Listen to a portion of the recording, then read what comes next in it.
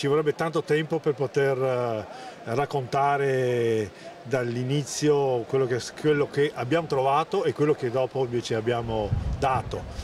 La sede era veramente in uno stato fatiscente perché era in abbandono, credo, non so, da almeno 50 anni.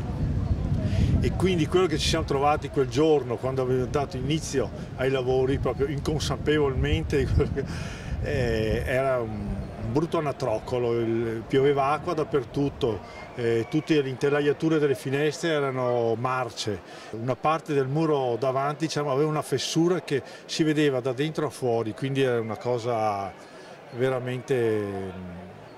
è stato un intervento completo, radicale.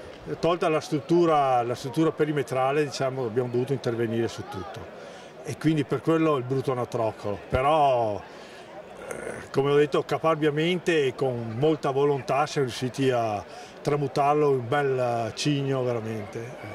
Oltre 6.000 ore di intenso lavoro, ma cosa avete fatto?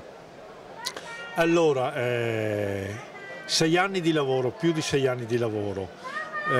Dunque, quindi l'anno è 365 giorni, no, a parte la battuta, 6.000 ore di lavoro, siamo 10-12 persone che ci lavoravano a rotazione o anche tutti assieme, il sabato, il mercoledì e il sabato tutto il giorno, quindi si fa presto a sommare il numero di ore e tutti i muri da dover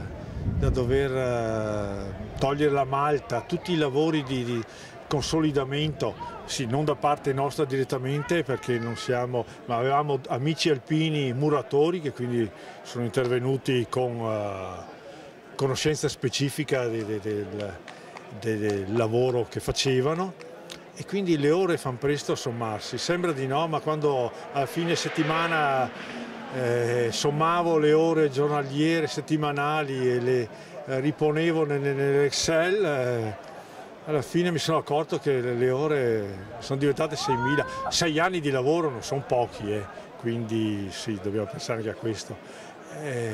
Il muro che voi vedete perimetrale era in uno stato, avrete visto le foto che si susseguono nel monitor dentro, il muro perimetrale era pieno d'erba e togliendo l'erba metteva in vista i sassi senza malta, quindi abbiamo dovuto consolidare lentamente proprio metro dopo metro. Una parte di muro verso est era crollato addirittura, tutta la parte sopra la porta era fessurata, cioè le ore sono reali.